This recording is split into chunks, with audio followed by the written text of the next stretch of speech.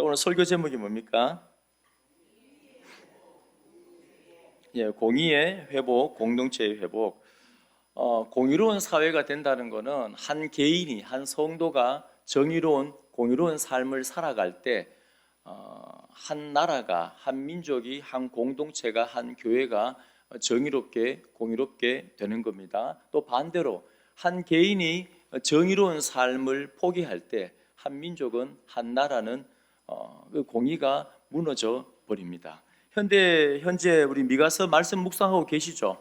예, 이제 어제 오늘 이제 끝났네요. 미가서 말씀 다 끝나고, 자, 미가서를 계속 묵상하다 보면은 한 단어가 떠오르는데 그게 뭐냐 하면은 하나님의 공의, 정의입니다. 공의와 정의. 현대 이제 유다 말기입니다. 미가 선지자는 예레미야와 동시대에 사역했던 선지자인데, 유다 말기에 참 여러 가지 일들이 사건 사고가 많이 터집니다. 오늘 1절에 보시면 재앙이로다, 재앙이로다. 그럼 재앙이 뭡니까? 이 뜻하지 않게 생긴 이 불행한 사고인데, 나라와 민족, 그 당시에 시대가 굉장히 요란하고 어지럽습니다. 참 어지러워요. 그 이유가 뭔가? 그 어지러운 이유가 뭔가? 그게 바로 공의가, 정의가 사라졌기 때문이다. 요즘 우리나라 보면 어떻습니까? 우리나라 보면은 저는 한 개인으로, 한 국민의 한 개인으로서 여러 가지 참 이 고민도 걱정도 많습니다. 그 막 매주마다 막 뭐가 시끄러운 것 같아요. 막 정치를 보니까, 저는 정치를 잘 모릅니다만, 그리고 저는 정치적으로 이 편 저 편이 아니고 저는 무조건 유실론 편에 서 있습니다. 무실론, 유물사관, 공산주의는 교회에서 배격합니다. 절대 공산주의는 따를 수가 없습니다. 우리 기독교인들은. 요즘에 막 시끄러운 일이 많이 일어나는데, 그 얼마 전에 보니까 뭐 환율이 뭐 1,500원 올랐다, 뭐 막 이제 난리 났어요. 뭐 1,500원 올랐는데 이걸 낮추기 위해서 뭐 국민연금을 뭐 쌈짓돈처럼 썼다, 막 시끄럽더라고요, 늘요. 근데 잠잠할 날이 없어요, 요즘에. 참 소란스럽다, 요란스럽다. 또 그 중에 한 가지가 뭐나 싶어 보니까, 이제 26일부터 핸드폰을 개통하는데 안면 인식이, 얼굴 사진을 이제 증명해서 보내야 되는 거예요. 또 이것 때문에 또 난리가 난 겁니다. 그리고 왜 난리가 났느냐? 지금 현재 우리나라 모든 정보가 지금 전 세계 사람들을 해커들이 다 갖고 있잖아요. 저번에 보니까는 다크웹에 이제 이게 다 올라와요. 우리나라의 그 정보 해킹한 게. 근데 우리나라 사람들은 이렇게 다른 나라 사람보다 한 3배에서 10배 더 돈을 많이 받습니다. 그리고 해커들이 우리나라 거를 정보를 많이 캐가요. 뭐 SK도, 뭐 LG도, 또 저번에 보니까는 금강원도 다. 그리고 이제 그 뭡니까, 특별히 이제 좀 돈을 좀 가진 사람들 정보가 얼마 전에도 이제 또 이제 다 이제 나갔습니다. 나갔는데, 그래 한 사람당 얼마 받느냐 하니까 80원을 받습니다. 정보 하나에. 그런데 이제 혹시 여러분들 그 뭡니까? 1년 동안 계시면서 보이스 피싱을 한 몇 번 받습니까? 저는 과거에 한 서너 번 받다가 이제 아예 지금 어떻습니까? 모르는 번호는 아예 저는 안 받아요. 저는 핸드폰 개인 번호 하면 아예 전화 받지는 않습니다. 워낙 이 보이스 피싱이 많으니까. 그게 뭐냐면 우리나라 국민당 한 사람이 이 5천만 명 넘는 사람들이 이 보이스 피싱을 몇 번씩 1년에 받는다는 것은 전 세계 사람들이, 해커들이 다 갖고 있다는 거예요. 근데 문제는 뭐냐 하면은 이제는 사진까지, 얼굴까지 다 올리라는 거예요. 이걸 누가 했냐면은 2019년도에 이제 중국 공산당들이 이제 뭡니까 이거 핸드폰을 개통할 때 얼굴을 다 해야 된다. 그 이유도 똑같아요. 대포폰하고 범죄를 막기 위해서 이제 벼룩 잡으려고 집을 태우는 거죠.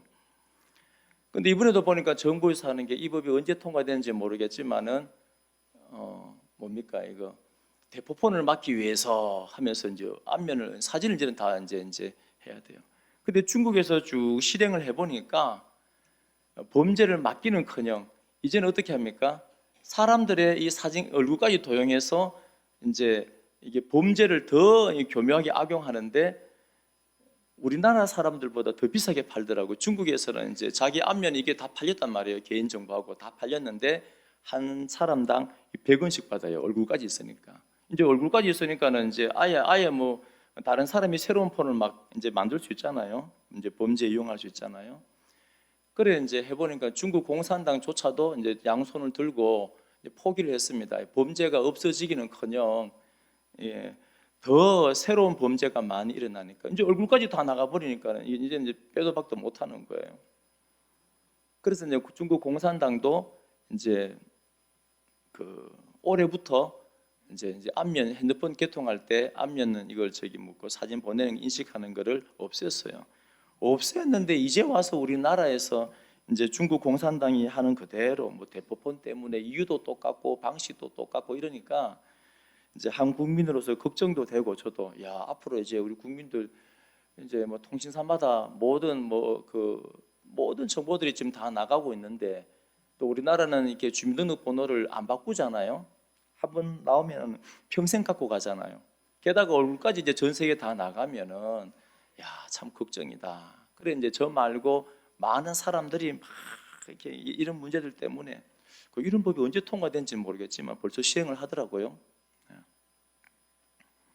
자, 무슨 말씀을 드리냐면 이 사회는 잠잠할 날이 없는 것 같아요. 참 이런 문제 때문에 시끄럽고 저런 문제 때문에 시끄럽고 자꾸 시끄럽습니다. 오늘 유다 말기도 마찬가지입니다. 참 요란합니다. 그러니까 7장 1절에 보면 재앙이로다. 4절 마지막에도 어떻습니까? 요란하리로다. 그 원인이 뭔가 도대체 그 원인이 뭔가? 전체의 주제하고 똑같습니다. 뭐냐면은 바로 공의가 정의가 진리가 사라졌기 때문에. 자, 우리 1절에 보시면 재앙이로다 나여 나는 여름 과일을 딴 후와 포도를 거둔 후 같아서 먹을 포도송이가 없으며 내 마음에 사모하는 처음 익은 무화과가 없도다. 이 미가 선지자가 이 의미는 여러 가지가 있는데 이제 과수원에 갑니다. 포도 열매를 먹으려고 갔더니만 열매가 없어요.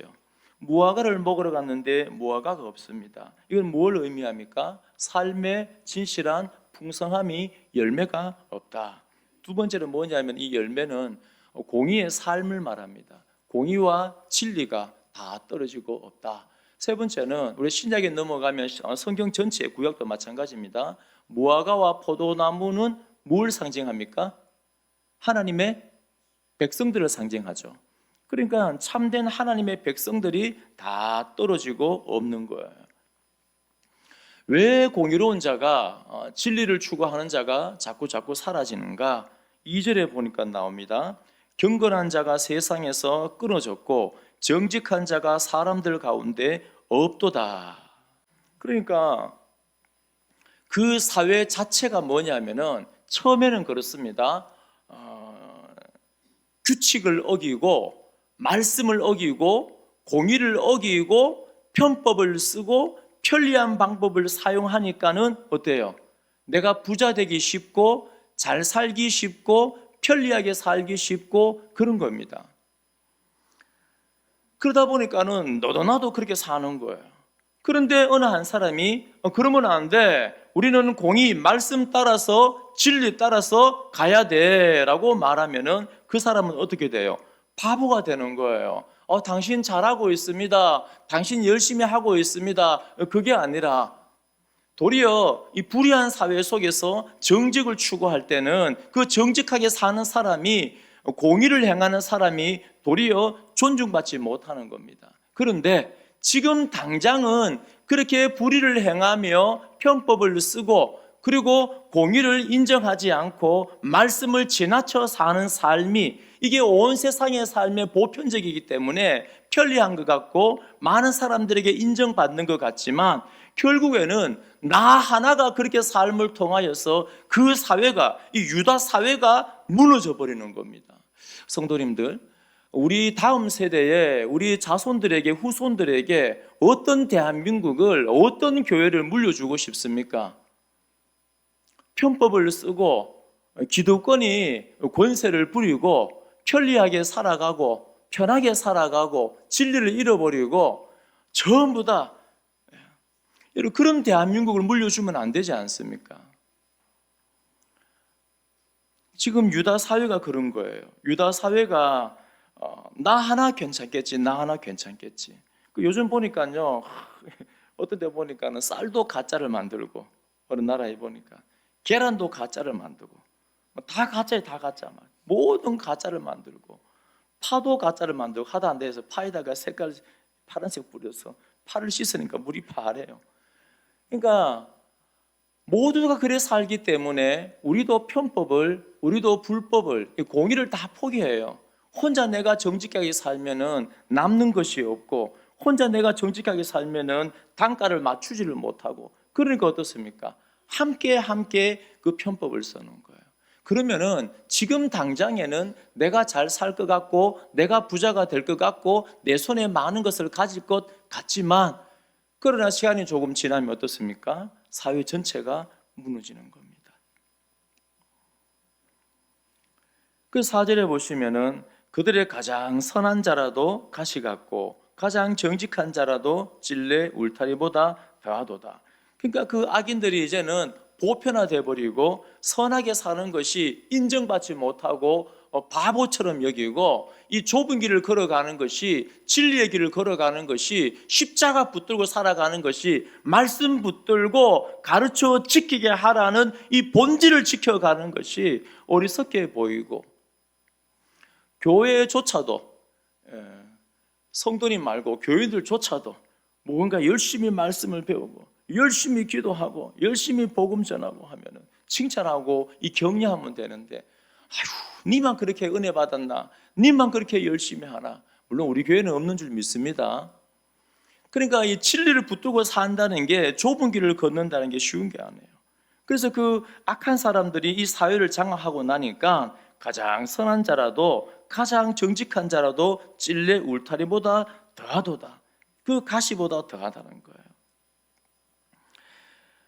그래서 그들의 파수꾼들의 날, 곧 그들 가운데 형벌의 날이 임하였으니 이제는 그들이 요란하리로다. 이 파수꾼들의 날, 형벌의 날이 뭐냐 하면은, 파수꾼의 역할이 뭡니까? 저기 앞에 적들이 쳐들어온다 하고 나팔을 불고 소리를 지르잖아요. 그런데 사람들이 안 들어요. 이 말은 미가 선지자나 예레미야 선지자나 말씀 사역자들이 그렇게 말씀을 외쳤는데 뭡니까? 안 듣는 거예요. 그래서 그 말씀대로 형벌의 날이 임하게 되어지고 그들이 요란하리로다. 그러니까 이런 사회, 이 공의가 사라진 사회는 지금 잠시 잠깐 행복한 것 같고, 지금 잠시 잠깐 내가 잘 사는 것 같지만, 그러나 궁극적으로 이 공의가 사라진 시대는, 그 시대는 재앙이고 요란하고 시끄러운 겁니다. 자, 5절, 6절. 그럼 이런 시대는, 우리 사람과의 관계는 우리는 어떻게 되는가? 이 신뢰가 파산한 시대가 됩니다. 이제는 서로 신뢰를 못해요. 자, 5절, 6절 다 함께 읽습니다. 시작.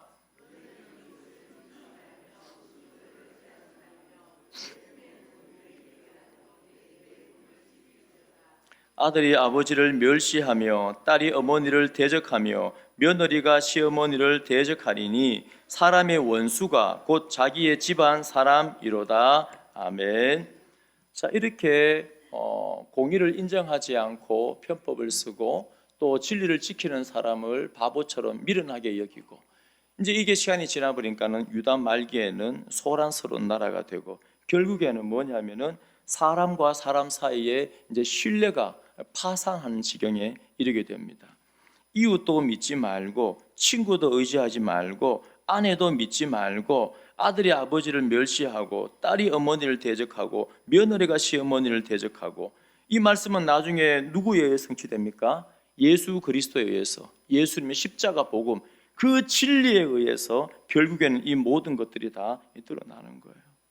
그러니까 신뢰가 무너지는 그러한 사회가 되어지는 겁니다. 여러분, 자, 그러면은 무신론이 득세하고 공산주의, 사회주의가 득세하고 그리고 편법이 득세하고 진리를 거부하는 이 시대 가운데, 그러면 성도는 우리는 어떻게 살아가야 됩니까? 그게 오늘 말씀이에요. 올 한 해를 돌아보면서, 그리고 앞으로 남아있는 우리 삶의 여정, 성도의 삶은 여러분 두 가지입니다. 함께 고백해 볼까요? 공의와 인자, 은혜와 진리, 두 개념인데, 오늘 본문에서는 공의를 제가 강의하니까 공의를 강조하고, 그러나 은혜는 잠깐 나옵니다. 오늘 오후 예배 때는 이제 은혜, 헤세드, 인자에 대해서 제가 또 강조하고 말씀을 드려요. 왜냐하면은 오늘 오후 예배는 14절부터 끝절까지거든요. 오늘 오후 예배까지 다 드려야지 올해 마무리됩니다.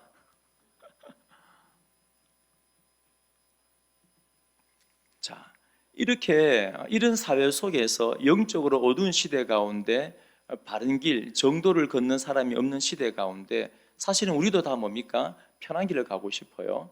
그러면 성도는 어떻게 살아야 되는가? 만약에 여러분마저 편한 길을 가버리면은 이 나라는 소망이 없고 교회는 소망이 없습니다. 자, 그러면 성도는 어떻게 살아가야 되는가? 이 7절입니다. 오늘 7절이 핵심입니다. 자, 다 함께 크게 읽겠습니다. 시작.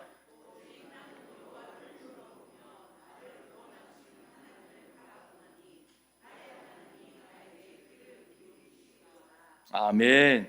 자, 이런 시대에 때로는 압니다. 저도 절망을 느끼고 가끔 저도 그래요. 야, 이런 시대에 나 혼자서 유실론을 주장해갖고 되겠나?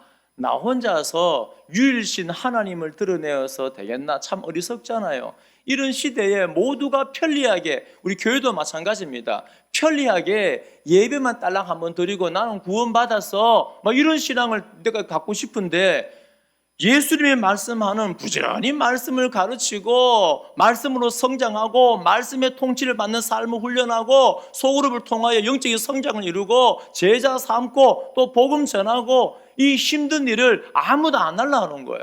본질은 본질이고 그건 예수님 말씀이고, 우리는 여태까지 한 것처럼 편법을 쓰고 쉬운 방법을 써서 교회에 나와서 이 자리에 앉아 있으면은 다 구원받았다 하는데, 뭐 너 구원받았으니까 막 됐다. 편리한 아주 넓은 길로 가려는 거예요. 그러면은 사실은 목회자도 마찬가지고 많은 사람도 마찬가지입니다.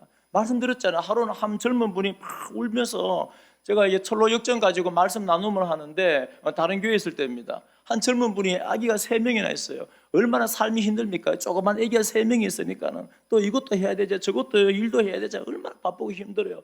그런데 그 바쁜 가운데 기도를 합니다. 그 바쁜 가운데 말씀을 읽습니다. 말씀을 가르칩니다. 너무너무 고단해요. 그런데 옆에 있는 사람들이 막 말합니다. 니 됐다. 니만 은혜 받았나? 너만 그렇게 열심히 하나? 근데 철로 역전을 같이 묵상하면서 펑펑 울면서 저한테 오는 거예요. 목사님, 내가 지금 살고 있는 이 삶이 바른 삶이 맞네요. 내가 이때까지 자꾸 유혹당하고 편하게 살고 싶고 다른 데 시선을 돌리고 비본질에, 저도 가끔 그럴 때가 있어요. 아이고 막 다 치워버리고 그냥 막 예배만 드리고 다 구원받았다 하고 사명 감당한다 하고 막 끝내볼까? 얼마나 편리해요. 괜히 하나님은 저에게 본질을 보여주시갖고 제자도 뭐 이게 하는 바람에 다 힘들잖아. 다 좁은 길 가야 되고. 하나님이 안 보여줬더라면 그냥 막 대충 그냥 교회 다니고 할렐루야 그러고 좋다 그러고 잘한다 그러고 구원받 이러면 막 예배만 드리고 이러면 좋겠는데. 그래서 성경 그렇게 말하고 있지 않는 거예요. 끊임없이 뭡니까? 말씀을 가르치고 그리스도의 장성한 분량까지 자랐어? 지금 벌써 교회 다닌 지 오래된 말씀을 배워서 말씀을 가르칠 교사가 되어야 되는데 아직까지 저지를 먹고 있어? 막 화를 내잖아요. 히브리서 기자가요. 그러면 이런 시대에 이런 편법이 참 유행하고 본질을, 진리를 거슬리고 다 다른 데 가 있어요. 막 힘을 얻는데, 기득권을 가지는데 뭐 다 다른 데 정신이 다 팔렸단 말이에요. 그럼 우리는 이 시대 가운데 어떻게 살아야 되는가? 7절입니다. 다 따라합니다. 오직 나는 여러분 다른 데 보지 마십시오. 오직 나는 누구만 봐야 됩니까? 한번 줄거 놔 보십시오. 여호와를 우르르 보며 줄거 놓으시고 그 다음 줄에 하나님을 바라보나니 줄거 놓으시고요. 아무리 세상이 자꾸 다른 길로 가라 말하지만은 미가는 고백합니다. 오직 나는 이러한 시대일지라도, 이렇게 요란하고 소란스러운 시대일지라도 오직 나는 여호와만 바라보겠습니다. 왜요? 왜 그렇습니까?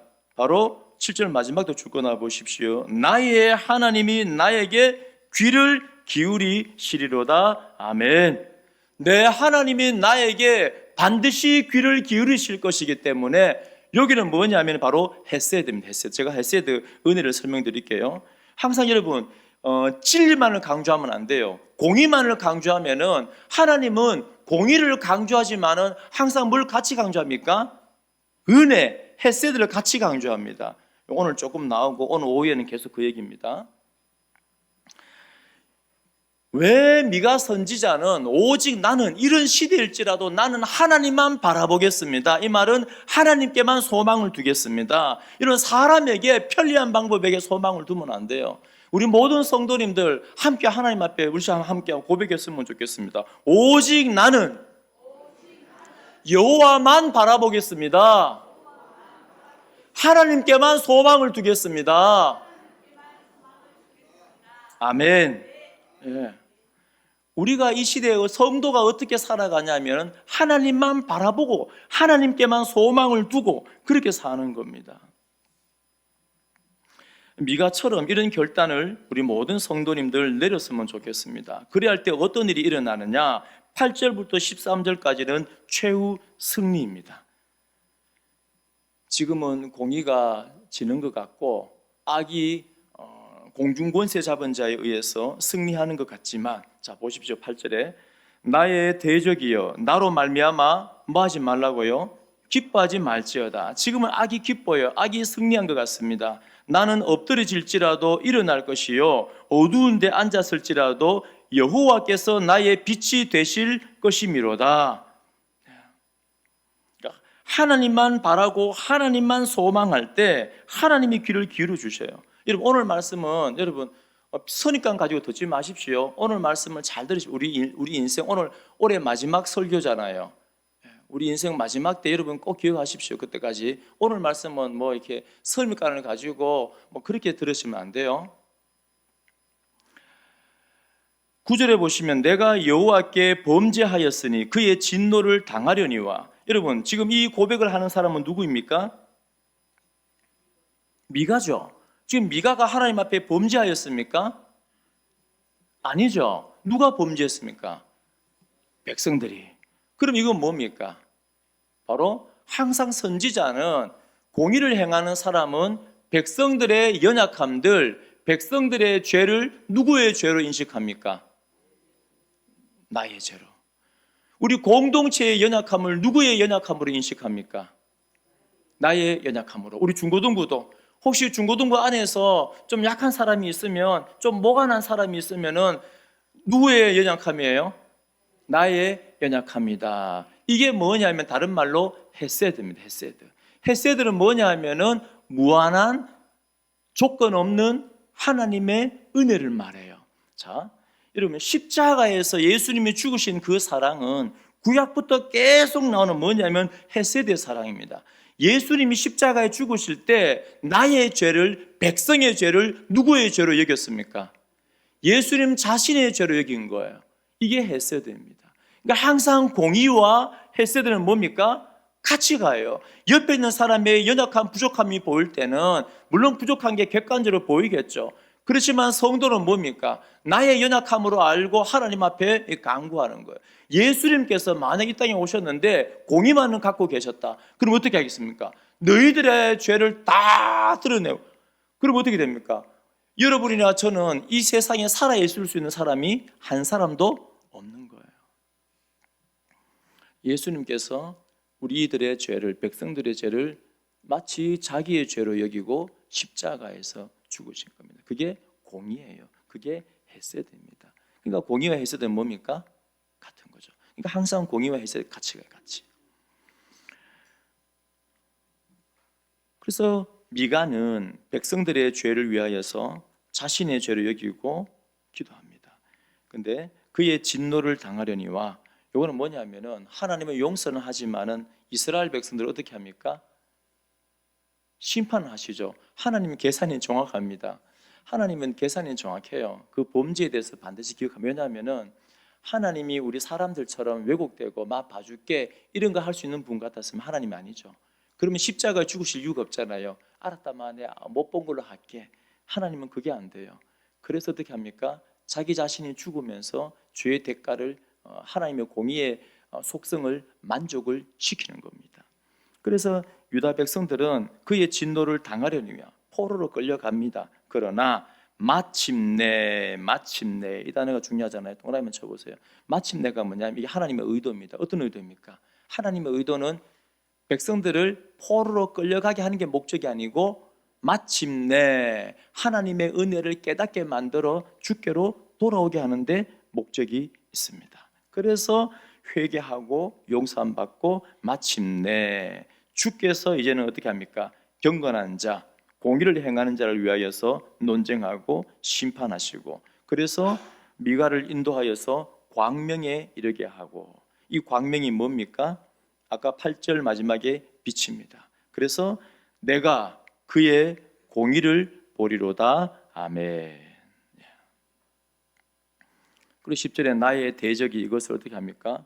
부끄러워하리니. 그 전까지는 이렇게 살아가는 사람들이 어떻습니까? 막 자랑스럽게 살아갔습니다. 막 떠벌려요. 야, 그건 이렇게 하면 되고, 야, 그 굳이 그래 안 해도 돼. 이게 더 쉬워. 이렇게 하면 돼. 막 떠벌리고 자랑하고 힘이 센 척하였지만, 그러나 하나님의 공의가 드러날 때는 어떻게 됩니까? 나의 대적이 이것을 보고 부끄러워하리니. 그는 전에 내게 말하기를 내 하나님 여호와가 어디 있느냐 하던 자라. 여러분, 이 당시에 유다 백성들 가운데서 공의를 행하지 않고 정의를 행하지 않고 편법을 쓰고 뇌물을 받고 이렇게 악을 행하는 사람들은 이스라엘 백성은 맞지만은 그 입에 그 마음에는 어떤 고백을 합니까? 네 하나님 여호와가 어디 있느냐, 어디 있느냐. 제가 1부 때도 말씀을 드렸는데 혹시 여러분 나는 우리 교회에서 나는 기득권자다 한번 손 들어 보십시오. 나는 법 위에 있다. 나는 정의 위에 있다. 규칙 위에 있다. 여러분 우리 교회는 주님 오시는 그날까지 기득권자는 한 사람도 없기를 축원드립니다. 절대 있을 수가 없습니다. 아무도 정의 위에 공의 위에 규칙 위에 서면 안 돼요.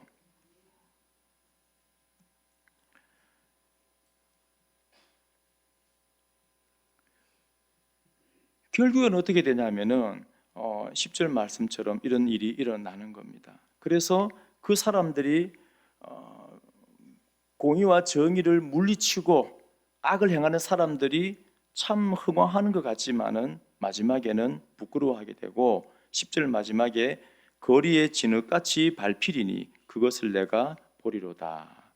공의를 행하는 자가 승리하는 겁니다. 우리 모든 성도님들도 이런 사회 가운데 자꾸 어두워지고 소란하고 시끄러운 사회 가운데 여러분 어디를 바라봅니까? 오직 여호와를 바라보고 하나님을 바라보고 하나님의 공의를 경험하면서 우리가 이 자리를 잘 지켜내야 되는 겁니다. 자, 그리할 때 11절 보십시오.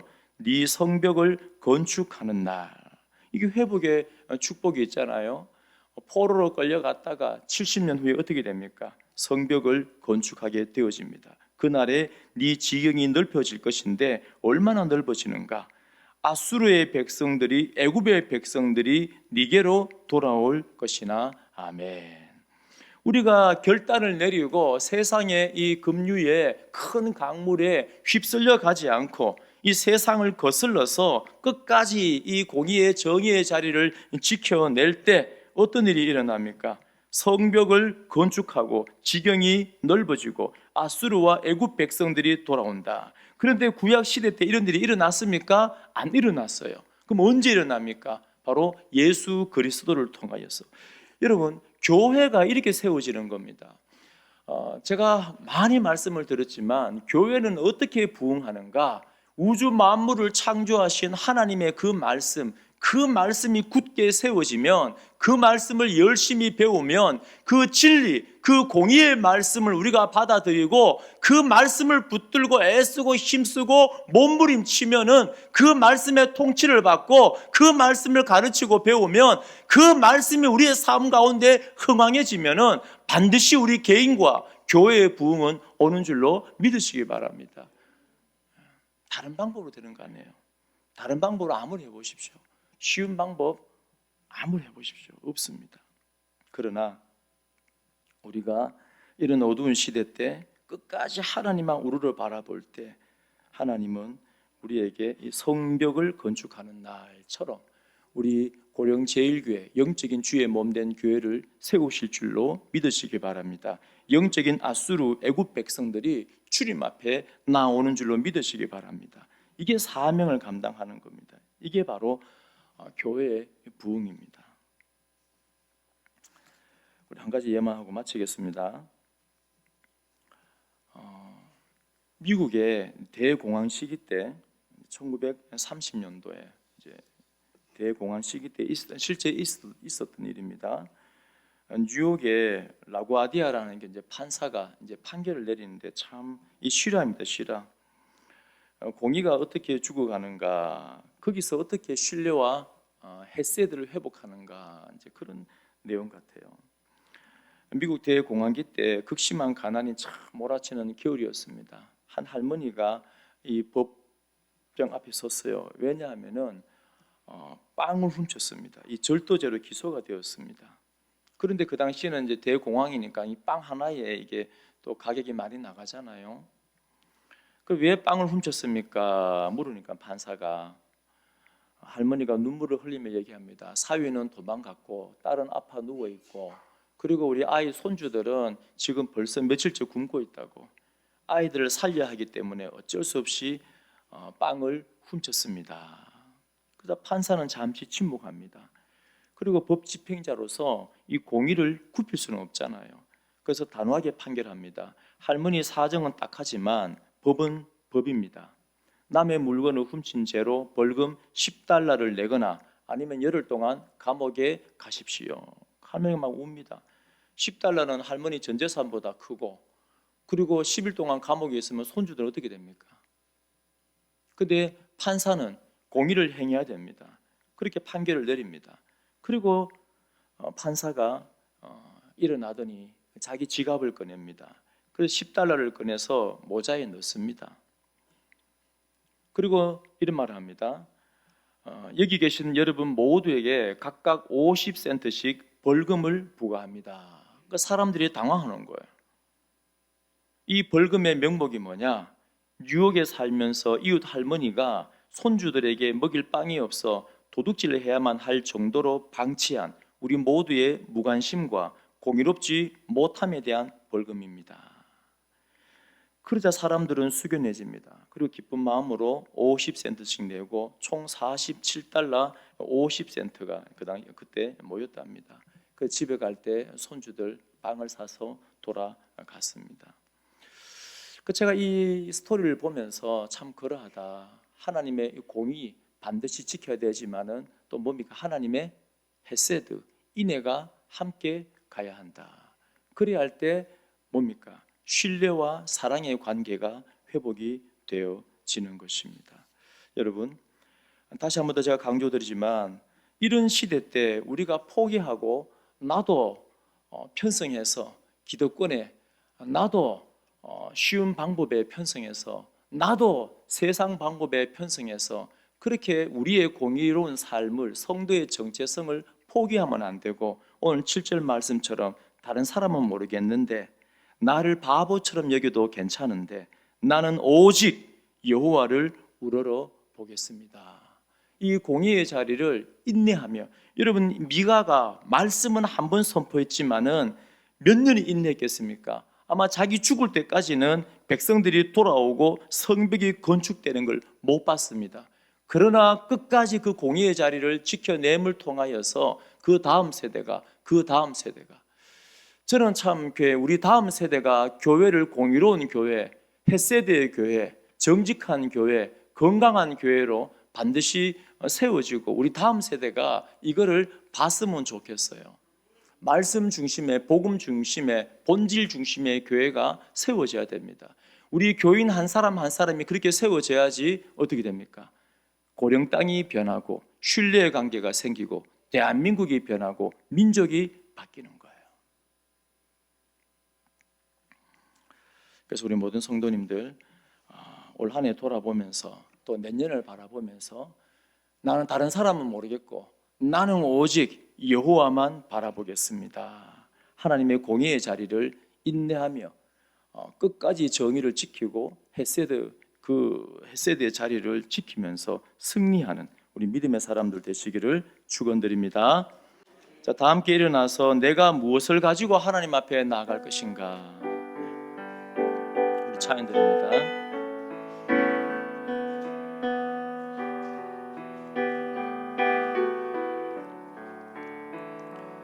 내가 무엇을 가지고 여호와 앞에 나가며 높으신 하나님께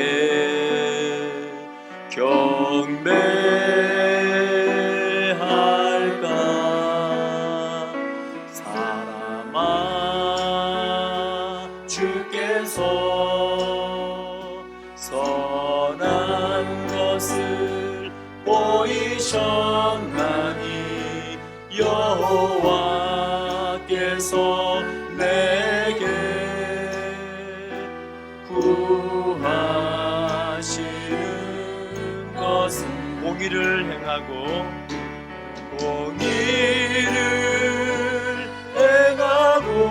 헤세드 인자를 사랑하며